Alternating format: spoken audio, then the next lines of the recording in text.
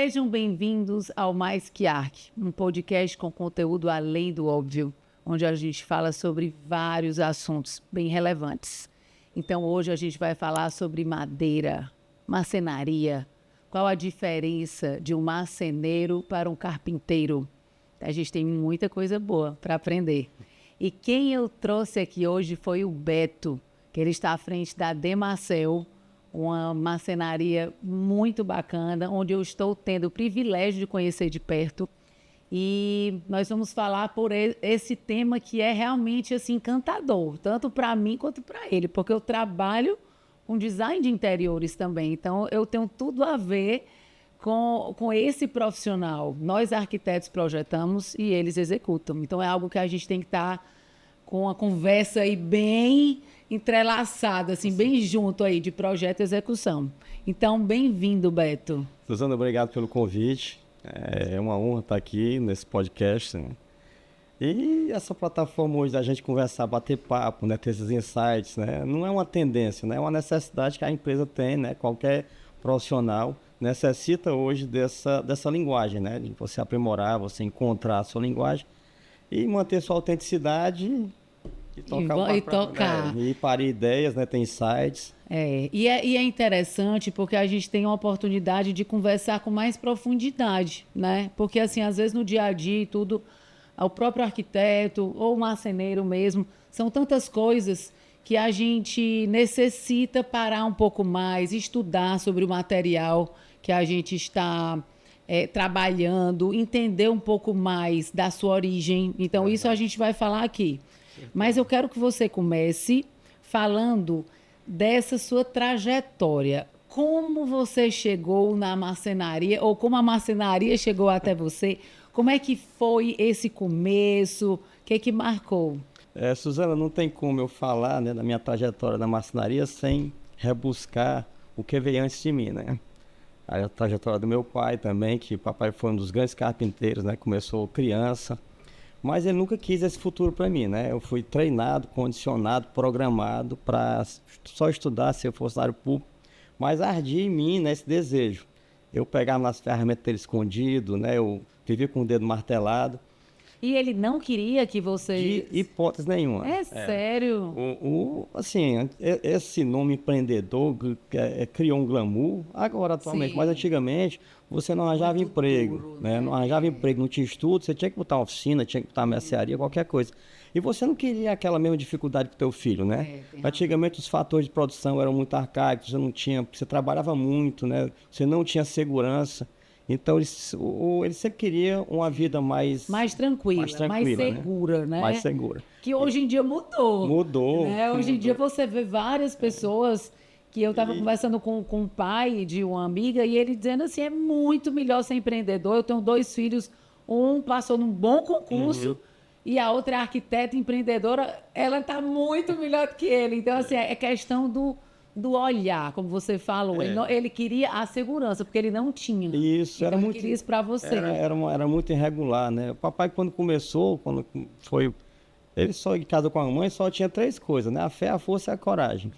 Né? E começou com a oficina muito, né, pequenininha, com as coisas mais improvisadas e tudo.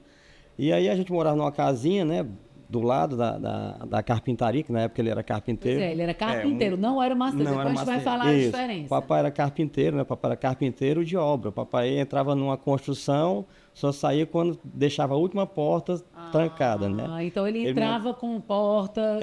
Ele era contratado. Alisar. Isso, fazer os caixilhos, né? Fazer os forramentos, alisar, assentar as portas, colocar as fechaduras, né? Então, ele era aquele profissional que ele vivia andando de obra em obra, né, tentando vender o seu trabalho, né? Aí com o decorrido tudo, ele comprou aliás, ele vendeu a casa que ele morava, né? Ele e a mãe foram morar de aluguel, era bem pequeno. E assim, eu até costumo dizer que pra gente ser pobre, a gente tinha que melhorar de vida, né? Então era bem difícil. Sim. Aí nesse ambiente, né? Ele não queria que eu passasse, né, pelas mesmas condições. Ele queria que eu só estudasse. Então eu fui programado, treinado. Se eu entrasse na carpintaria, era um carão que eu levava, eu tinha que sair correndo, né? E assim eu caminhei, né? Já estava tudo traçado, o meu destino, eu tinha que ser funcionário público, o Banco Nordeste, o Banco do Nordeste, Brasil. é. Inclusive, no Banco Nordeste, eu passei no concurso de bolsista aos 14 anos, né? E a minha trajetória é a seguinte, no próximo ano ia ter o CHB, que era o curso de habilitação bancária, eu iria passar, logicamente, porque eu estudava pra caramba, né? A prova podia vir, do jeito que viesse, eu fechava ela, né? Então eu estudava muito, sempre gostei de estudar, né? Mas só que na época que eu entrei no banco, não teve concursos internos, né? Então terminou meu estágio e eu tive que sair do banco, né? Aí foi sua oportunidade? Ainda não, Não? não. Aí eu continuei estudando para concurso, né? Eu tinha feito profissionalizante, eu não tinha feito o científico. Aí teve concurso que eu não estava estudando, mas eu fiz e passei, mas não fui chamada. Chegou até pertinho, que era o da Cefaz, né? Aí eu disse, rapaz, sabe o seguinte, eu vou fazer vestibular, vou estudar para vestibular. Como eu não tinha feito o O científico, último, o terceiro ano. eu fiz profissionalizante exatamente Sim, por conta do banco, então eu fiz sim. contabilidade. Então, para eu fazer o vestibular, eu teria que fazer um bom cursinho, né? Só que como você não tinha eu não tinha uma base, né, da matéria do científico. Aí você deixa de ver química, física, Sim. biologia, geografia, história, deixa de ver tudo. Você vê só as matérias profissionalizantes, né? Contabilidade, mecanografia, essas coisas. Aí eu disse, rapaz, é o seguinte, eu vou comprar aqui um livro aqui nas calçadas ali, naquelas livrarias do centro ali, né? Chamada Livraria de Coca, que era aqueles livros usados. E eu fui, comprei várias coleções e comecei a estudar. Era difícil, né? Mas eu botava na minha cabeça que era necessário. A gente morava do lado, tinha uma vila, e era um pessoal muito barulhento e à noite era música e tudo. Eu não conseguia dormir, eu ia estudar, né? Aí eu disse, rapaz, se eu tomar uma caixa de cerveja eu fico bêbado. Se eu estudar eu aprendo, né? É consequência. Estudei mesmo assim a fundo, fechei todas aquelas coleções de física, de química. Aí fui, me matriculei no Farias Brito, em 90, né? Para dar uma reforçada. Aí passei no vestibular logo de cara, passei logo em três. Passei para Engenharia Civil na Federal, veterinária na UES e fisioterapia na Unifor. Caramba, mas aí, Aí três eu- bem diferentes uma da Foi, outra. bem diferente. E anteriormente, assim, eu queria ser médico, né? Aí quando eu comecei a estudar, eu arrebentava nas exatas, né? Aí você passar um negócio, eu vou para engenharia civil, né? Aí eu caminhei para engenharia civil, né? Passei na Federal. Aí, estudando e tudo, eu morava ali perto do PC, então eu ia para a faculdade de bicicleta, né? Botava maguela aqui nas costas e ia lá pelos corredores, para a biblioteca. E eu, papai tem condição de dar um carro, um fusquinha, qualquer que for. Vocês, Beto, papai, não tem. Mas se você se virar aqui dentro, né? Se você fizer alguma coisa aqui que você ganha, monetiza, ganha alguma coisa, mas tá certo. Aí ele abriu um pouquinho pra ti, Foi, o espaço. foi. Aí nessa Você época, tinha quantos anos? eu tinha 19, Também novinho. é novinho. Aí foi em 90. Aí você aproveitou, que você já gostava. Aí foi uma oportunidade. E na época, né, a minha conexão já começa aí com a marcenaria. De criança eu já era louco pela marcenaria. Eu fazia os carrinhos, eu fazia as espingardas, eu ficava mexendo, né, ali por dentro da serraria, escondido, logicamente. Aí quando eu tive essa oportunidade, né, aí eu fui fazer boleados, frisos. Antigamente, não sei se você lembra, que não existia MDF, né? Você fazia tudo com compensado. Então, para Na você minha época não, Beto. Eu acho que eu não tinha nem nascido. Então, Mas eu lembro, para eu lembro. você fazer os encabeçamentos, né, cobrir, né, o topo do compensado, você utilizava as molduras, né, era Sim, cerejeira, era sim, a cedro, madeira maciça. era, né? As madeiras que se usavam na época, né, para a fabricação dos móveis eram essas. Sim. Aí eu comecei a fazer e vendendo, né? Aí consegui comprar um carrinho para mim, né? Carrinho, uma Belina, né? Só a ferrugem. Uma vez eu estava andando com ela e quando eu vi o pneu que tinha caído pelaquele baú, né? Mas assim foi, né? E aí quando foi com eu estudando e me virando, né? Fazendo esses bicos, Sim. né? Aí quando, uma certa época, o papai teve um AVC, né? E ficou impostado a trabalhar. Aí eu fui para dentro, né? Aí foi a porta de entrada que... Sim. né? E assim, eu nunca tinha sido treinado, programado para ser comerciante. Eu tinha uma certa dificuldade. O papai, ele também não era comerciante. O papai era muito tímido, né? Então, era uma pessoa que era difícil. Ele não tinha coragem nem de cobrar as pessoas que estavam devendo, né? Então, assim, passou muitas dificuldades, né? Assim, na trajetória. por conta dessa timidez que deixava as pessoas enganarem, né? E gestão é difícil também, porque uma coisa é ele ser bom na parte de carpintaria, na madeira e tudo, mas tem que ter uma outra pessoa para fazer o comercial, para poder fazer a gestão, para cobrar. Mas eu quero saber, a faculdade terminou ou não? Não, aí eu saí da faculdade, né? Fiquei tentando conciliar, porque o curso era de manhã e de tarde. A federal, eu me formei na federal. É muito complicado você trabalhar na federal. Os horários todos cortados e tudo, e não tem uma organização direitinho. Aí eu terminei abandonando, né? Mas assim, eu sempre gostei de estudar, então, vou testar meus conhecimentos. Aí tinha vestibular, eu fazia de novo. Aí eu fui para dentro da empresa, né? Na época era carpintaria, aí eu mudei, né? Tirei certos processos que ele fazia, né? De fazer porta, e busquei assim mais uma condição de você escalar, né? Escalar, ter mais processos. Né? Aí eu fui para fazer pallet, né? Pallet de madeira. Trabalhei muito tempo com pallet, né? Aí mudei muita coisa, mas o meu desejo era fazer móvel, né? Aí tinha um terreno de trás da serraria, né? Que esse terreno nunca o dono quis vender, né? Todo mundo queria comprar e tudo, esse terreno estava lá. Aí eu já tava até bem, tava ganhando dinheirinho. Aí o papai queria comprar uma casa, aí queria que eu pegasse o capital da empresa, né? Visse quanto é que tinha para dividir para poder comprar essa casa. Só que não deu. Aí, Beto, e o teu? Bota também. Aí tinha uma casa que a gente já morava, ele passou essa casa para mim, me deu o carro dele, e ele pegou todo o capital que tinha da empresa, né? Junto com eu realizei todo o estoque que tinha, aí ele comprou essa casa, né? Mas aí acabou com a empresa? Aí ficou de novo para começar, né? Caramba! Aí eu botei a casa à venda. Nesse período, né? É bom registrar, porque é justamente o terreno que hoje é da empresa necessitava de eu comprar esse terreno que não queriam vender. Quando eu tô sem dinheiro, aí o cara colocou para vender, com certeza. Uma placa lá. Ai, botou uma placa. poxa vida. E era assim, o cara não precisava vender esse terreno, né? Então ele era divorciado, ele casou-se com outra pessoa e ele faleceu. Aí quando ele faleceu, essa pessoa que foi e colocou para anunciar isso. Meu Deus, rapaz, e agora? Aí eu tive uma ideia, né? Rapaz, vou ganhar tempo, né? Se der certo, se for de ser meu, ele vai ser. Eu tenho muita fé em Deus e eu fui lá à noite e arranquei a placa desse terreno. Aí guardei, né? Tirei do muro, né?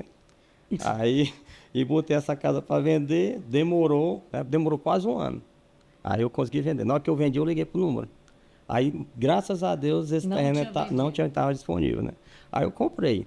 Deixei lá, né? Sem fazer nada, com o objetivo de fazer uma marcenaria para mim, né? Sim. A parte do que eu já fazia. A carpintaria ainda estava lá, tocando. Estava lá, né?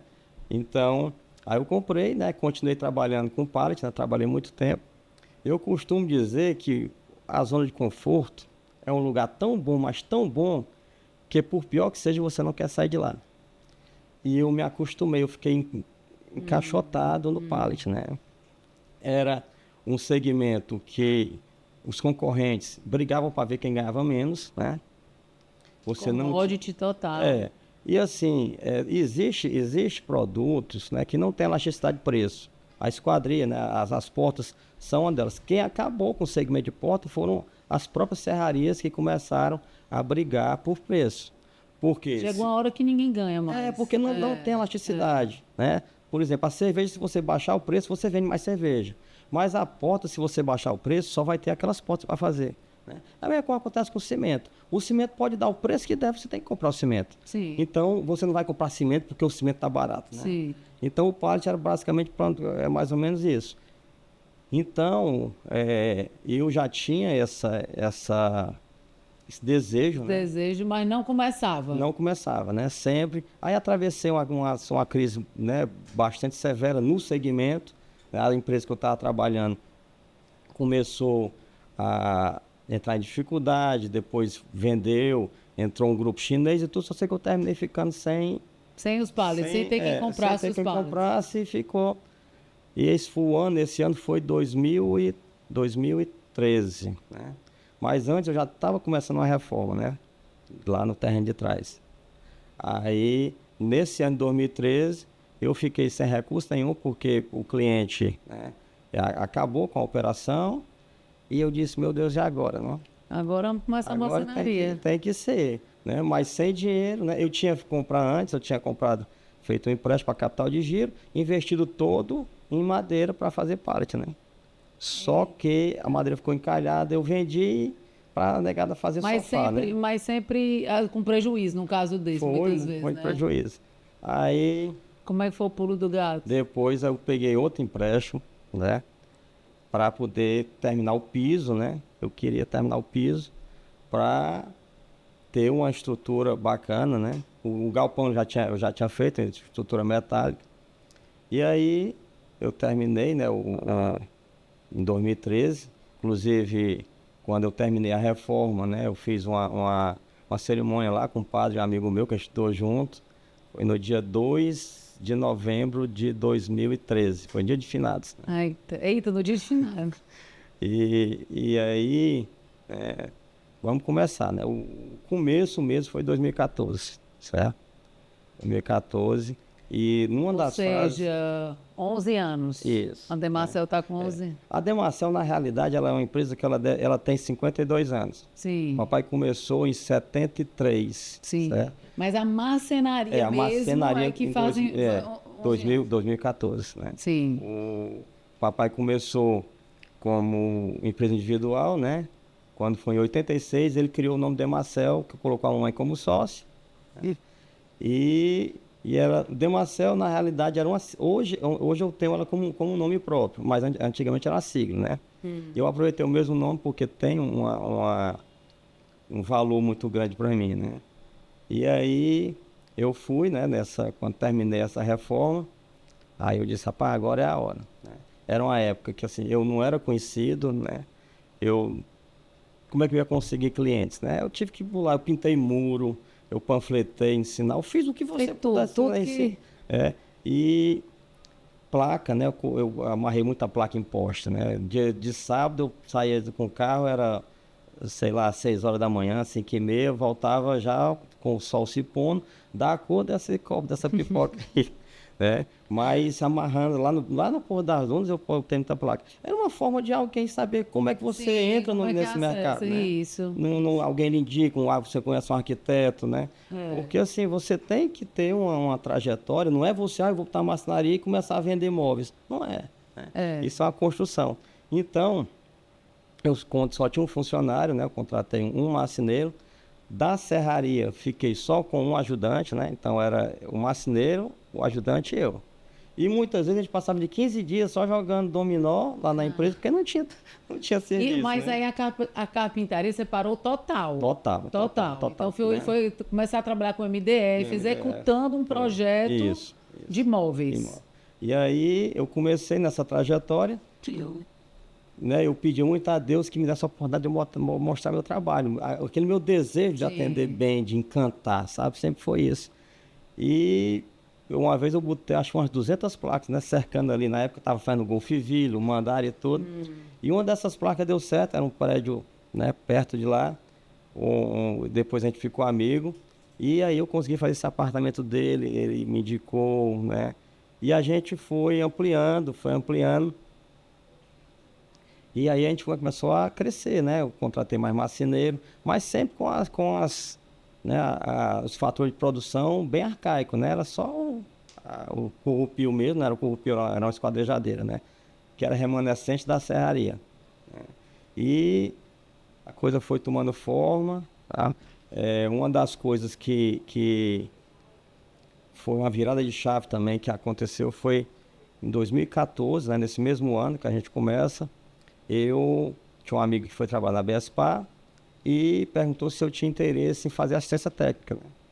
Porque a empresa que fazia tudo para a Bespar deixava a assistência técnica de mão, né? De mão. E assim, ela me chamava de Alberto. Alberto, não é coisa que dê dinheiro, não. É coisa pequena, né? Vocês não querem saber. Eu quero começar, né? Então, eu me encantava os clientes da Bespar, né? Eu ia prestar um atendimento assim, daquele que a pessoa ficava encantada mesmo. E as pessoas começaram a elogiar, né? E te conhecer, De né? conhecer, até o ponto que eu consegui entrar na incorporadora. Teve um vazamento, ainda aqui no Metropolitan, e molhou o rol da Bespar, né? E tudo. Então eles tinham pressa, então eles não acionaram o seguro, eles me contrataram e lá eu fui, né? Fiz lá o rol, né? Então, fiquei todos os investimentos, já foi a porta de entrada, né? Inclusive esse prédio que a gente está aqui hoje, né? Eu fiz 100% da Que é o marcenaria BS aqui, o BS Design. né? Você diz das áreas comuns? Sim, o PUC, né? O pavimento de uso comum foi a gente que fez. Caramba, é Todos os lindíssimo, lindíssimos. altíssimo padrão. Eu só não fiz aqui a parte modulada, né? Que teve muita coisa que foi feita com Sim, modulação. tipo com empresas, né? Maior. Não é nem que empresa maiores, é com outro formato, né? Certo, tá. O pavimento de uso comum tinha muito ripado, laca, né? As Sim. portas, né, deslizante. E aqui, todos os banheiros, todos os halls, de todos as torres, né? Quem fez foi a gente, né? Para aplicar os Que espelhos, bacana. aplicar o aço. Então é um bom local aqui pra gente estar fazendo Bom esse local, podcast, né? Eu Você tenho- se lembra de muita eu coisa. eu tenho uma memória afetiva muito boa, sabe, com isso aqui, né? Fiz amizade com o Dr. Beto, sabe? Uma pessoa, sim, espetacular. Incrível, Incrível. E a gente vê ainda, cada vez mais, né, que a assistência técnica é a manutenção da marca no mercado. Que esse é o lema do Dr. Beto. Com O Dr. certeza. Beto, não adianta você ter o melhor preço, o melhor produto, ser Isso. tudo melhor que na hora da assistência técnica. Mas você o pós-venda, se você não fizer bem feito, ele não volta mais, o cliente não volta não mais. volta, né? É. Então, aí quando tinha uma engenheira, Ana Paula Melo, né? Ela foi mostrar os projetos e tudo, mas a pessoa fica assim, né? Será se vai dar conta, né? E tudo. Aí ela tem um escritório até no subsolo, né? Ela me entregou as pranchas lá. E aí, Beto, vai dar conta? Aí eu disse, rapaz, se for só esse aqui dá certo, né?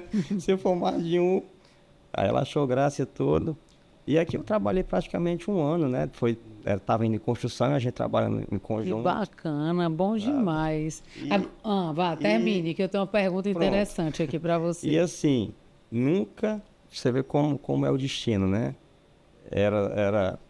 Eu não fui programado para ser comerciante, para ser empresário, para ser empreendedor.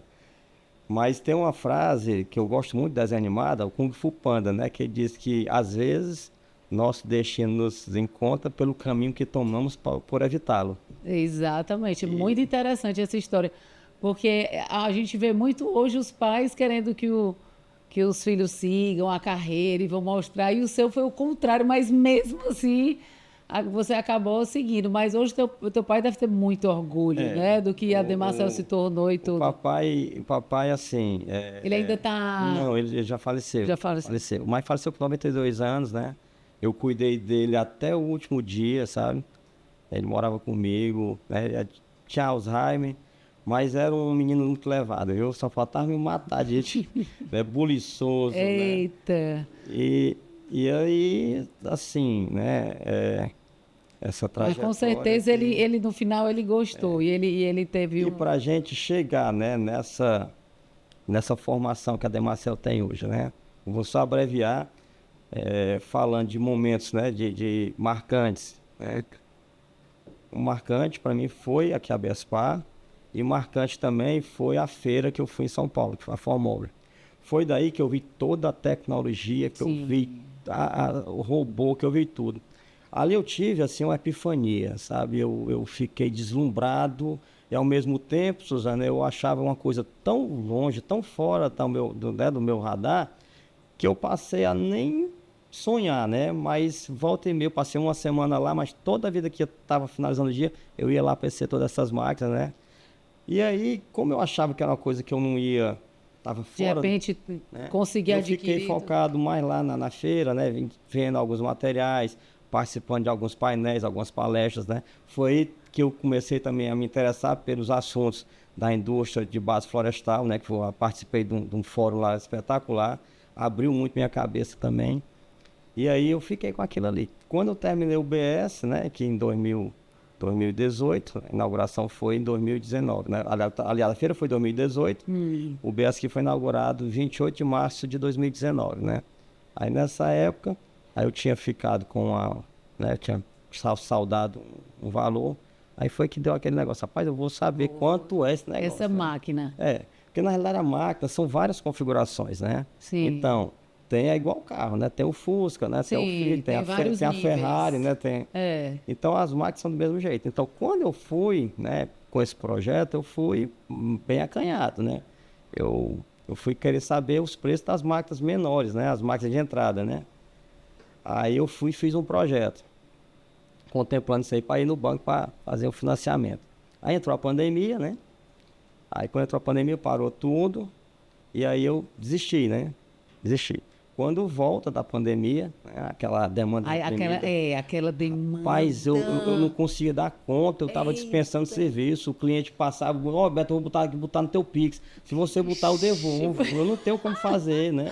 Não Sabe? dá. Todo mundo queria para dezembro, todo mundo queria para o Natal. Caramba. Então, assim foi, eu disse, rapaz, eu vou começar aqui de novo. Porque aí você estaria ganhando bem mais, assim, estaria porque conseguindo pegar mais isso, projetos, né? Aceleraria Acelerando o muito. processo. Aí eu voltei, né, novamente, mas quando eu voltei, já voltei com a cabeça mais aberta, De repente, maior. para Não, uma aí eu máquina melhor, pronto, né? aí eu tinha uma seccionadora que era a maior máquina do mercado a ser ofertada, era essa máquina. Aí você vai contar essa máquina. Aí o cara disse, é tanto, está certo, eu vou querer. Mas se você mudar essa configuração, tu tem que mudar o resto. Então, a coladeira já não era mais a coisa de entrada. Então, já aumentou. Você tinha que sair né? mudando um monte de coisa. O centro de usinagem já não era mais uma Flex 5, tinha que ser uma Flex 6, né? A Flex 6 o que é? Ela tem acesso a 6 faces da peça de um setup só, né? Então, ela pega as 4 arestas, né? Em cima e embaixo, faz a furação. Aí, então, eu parti para essa configuração. O pessoal da indústria, né? Da empresa lá, não acreditava assim, que, rapaz, será que a gente vender, a gente não está prejudicando, ele não vai...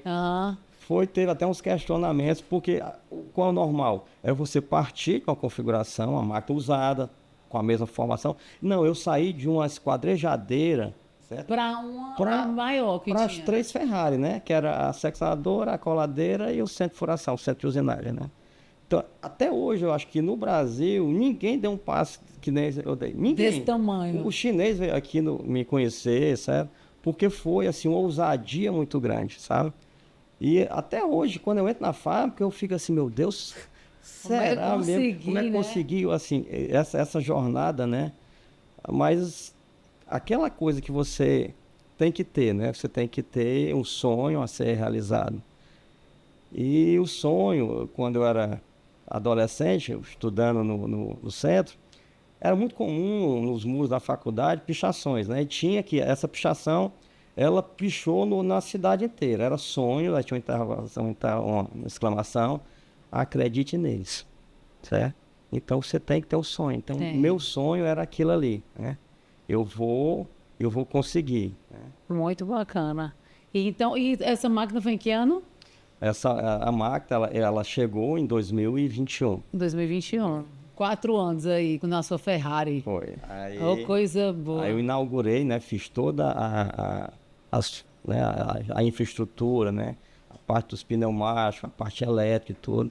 Aí quando foi no dia 5, né, de março de 2022, aí eu chamei o mesmo padre que deu a bênção em 2013, para a gente fazer outra cerimônia. Né? E de agradecimento também, de pedido aí para continuar com muitos projetos. Pois é. E aí a gente... Muito bacana. Estão, desde então, fazendo vários projetos. Coisa boa. Graças a Deus, sabe? Muito bom, a história é muito bonita. É um empreendedorismo aí que a gente vê tanto de você conseguir com suor, com determinação, com foco, né, que é muito importante, é muito bonito. E o empreendedor, você sabe, ele tem que se abraçar com o risco. Sim. Você limpa tudo, você fica Você liso, é tudo né? no começo, Você faz coisa que o empresário não faz, né? Porque o empresário, ele é muito mais focado na gestão, ele não corre o risco que o empreendedor corre. Sim. Mas se você não for empreendedor, o teu negócio desaparece também, com certeza. Você tem que estar olhando para o futuro, né? Tem que estar atualizando o sonho, né? Não, muito legal, aumentando e tudo. E eu queria falar um pouquinho agora sobre essas madeiras que a gente, principalmente que você começou a trabalhar também, ou que você viu no seu pai.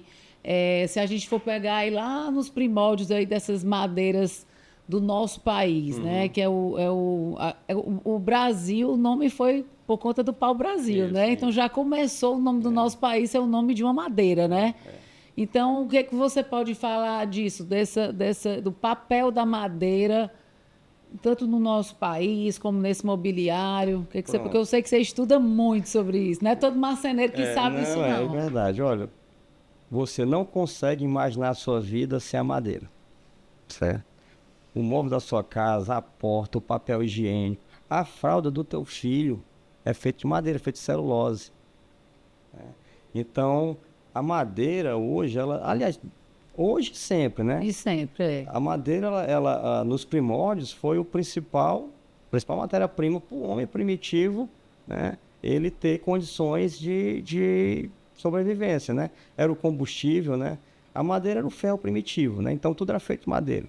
O carpinteiro é uma profissão super valorizada, por quê? Porque era uma pessoa que tinha habilidades e competências para transformar as características da madeira em objetos úteis, Objetos úteis, isso. para tudo. Jesus foi carpinteiro, né? Jesus, a madeira flutua, então você faz o barco, tudo, né? As navegações. Se você for parar para fazer uma retrospectiva, Construções, casas, tudo de madeira. tudo de madeira. Então, assim, voltando a falar aqui das madeiras do Brasil, Sim. né? Quando se trabalhava com carpintaria, você utilizava as madeiras mais duras para fazer porta, né? Antigamente uma variedade muito grande. No Brasil, as madeiras que primeiro foram utilizadas foi a araucária, da região sul, né? Foi os imigrantes, né? Os italianos, os alemães. Sim, que chegaram lá no sul.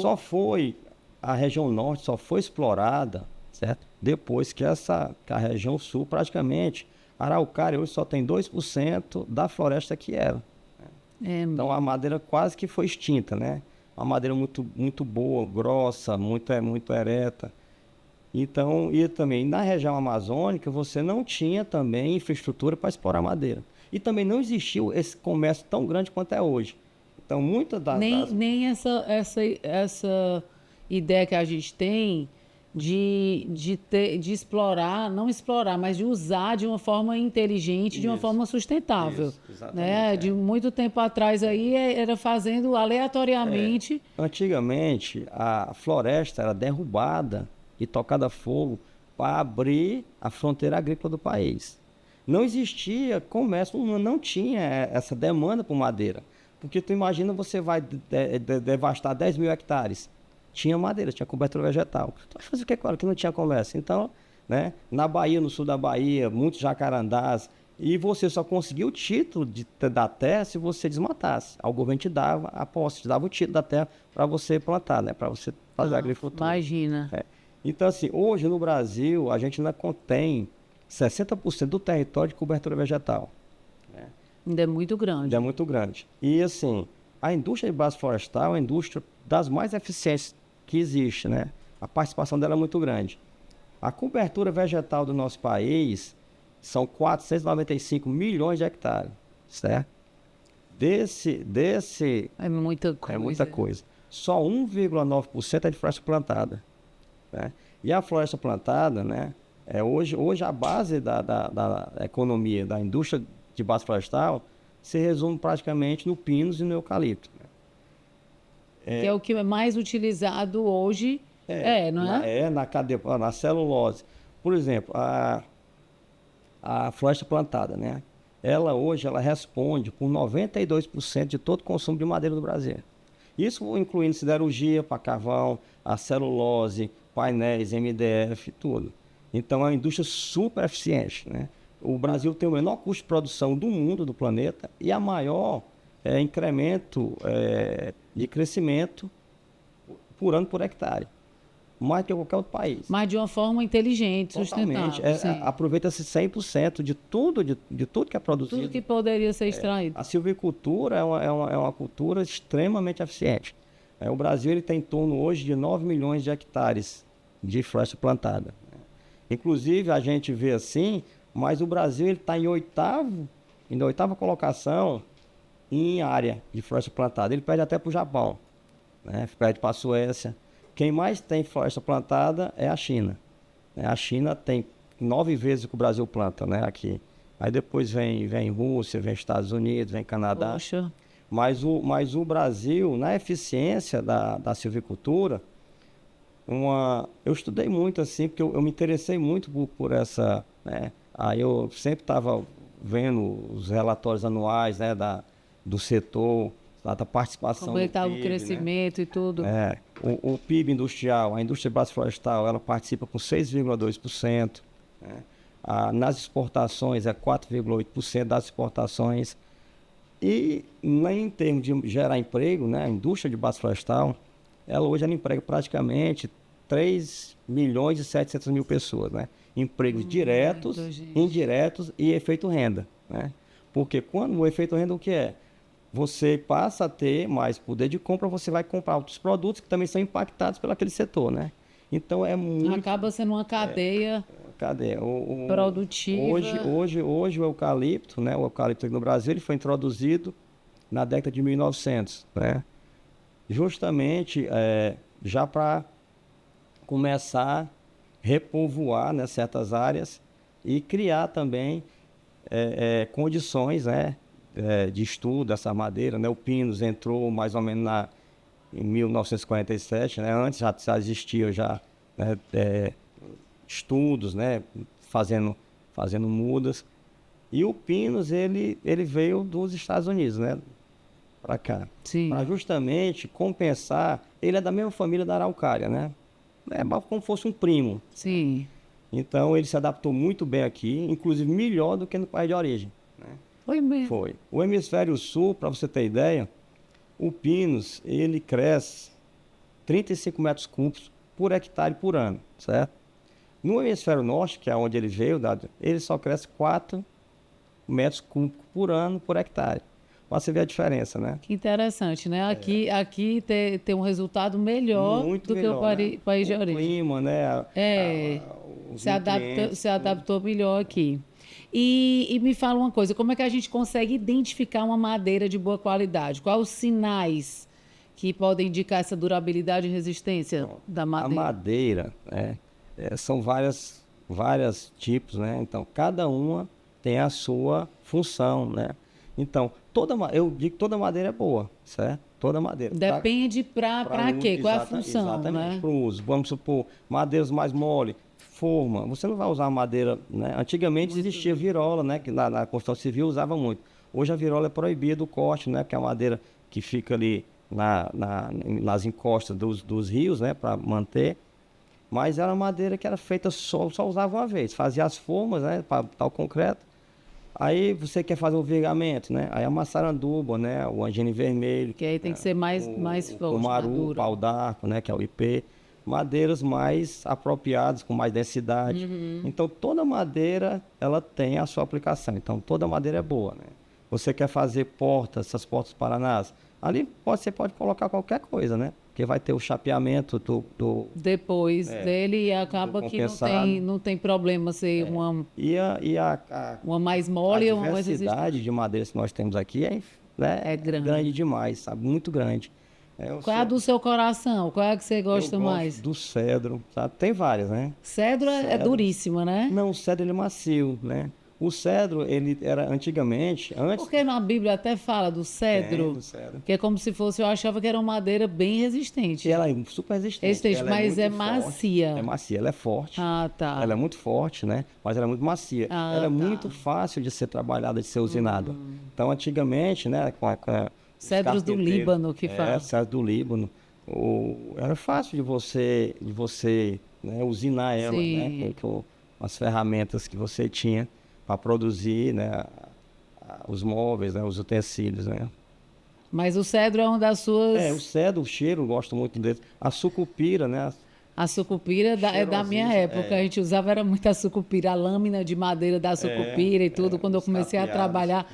Quando eu comecei a trabalhar há 25 anos atrás, tinham pouquíssimos acabamentos.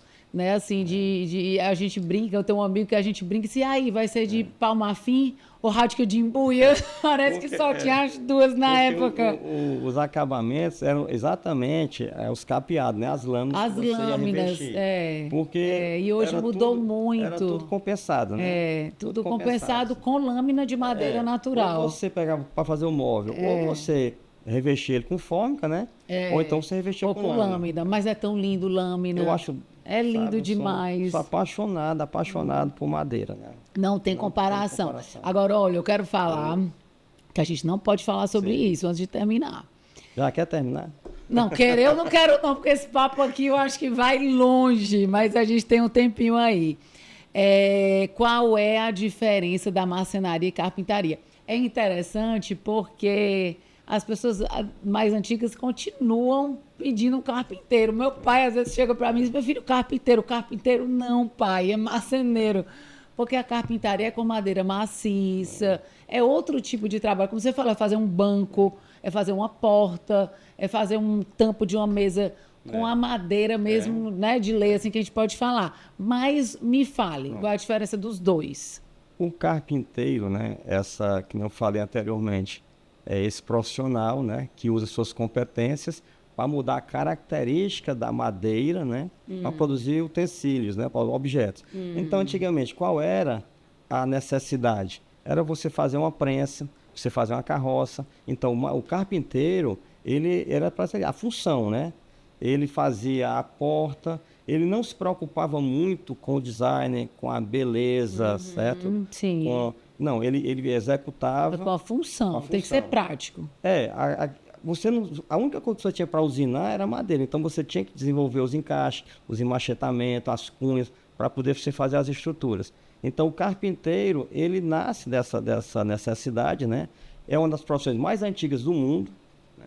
Mais antiga, porque o homem primitivo, ele teve que se servir da madeira para construir. O dia a dia, para poder fazer o fogo, colocar na... Inclusive, os móveis eram feitos por carpinteiros, né? Antigamente. Sim, o próprio móvel, né? Os primeiros móveis eram coisas práticas, né? Era um baú, era móvel de guarda, né? Para proteger, para guardar o alimento. Isso. E hoje, vamos falar de hoje. Hoje o marceneiro. Aí vamos aqui. Aí vem o marceneiro. O marceneiro, muitos deles vieram da carpintaria, né? Da carpintaria. Já começaram a colocar mais requinte, né? Mais esmero, com mais design. Sim. Aí começou a fazer muita coisa de marcenaria, era feito com madeira maciça. Então, não está conectado ser carpinteiro, ser madeira maciça e marceneiro, né? Ser com painéis. Sim. Só que para a marcenaria, o uso dos painéis é mais necessário. É mais prático, né? Sim. Aí antigamente era o quê? Era o compensado.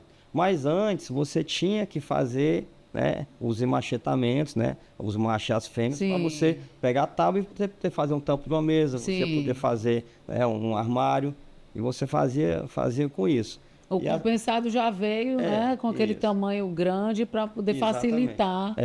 Aí você, depois o acabamento que você começou. E assim, antigamente, né, era uma indústria que você não conseguia ter muita produtividade, né? Você trabalhava muito e produzia pouco, né? Então, assim, você ser improdutivo não é você não trabalhar. É você estar com o fator de produção errado, estar com o material errado.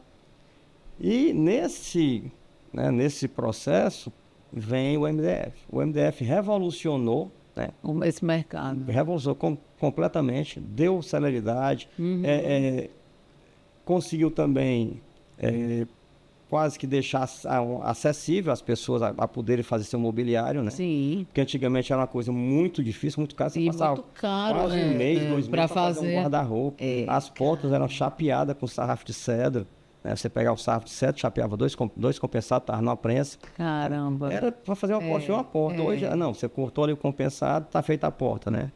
E o MDF, ele salvou, eu considero o MDF a importância do cimento, né? Pra construção. Sim, é a base da marcenaria. Aí daí você começou, né, a tecnologia, criar vários padrões, né?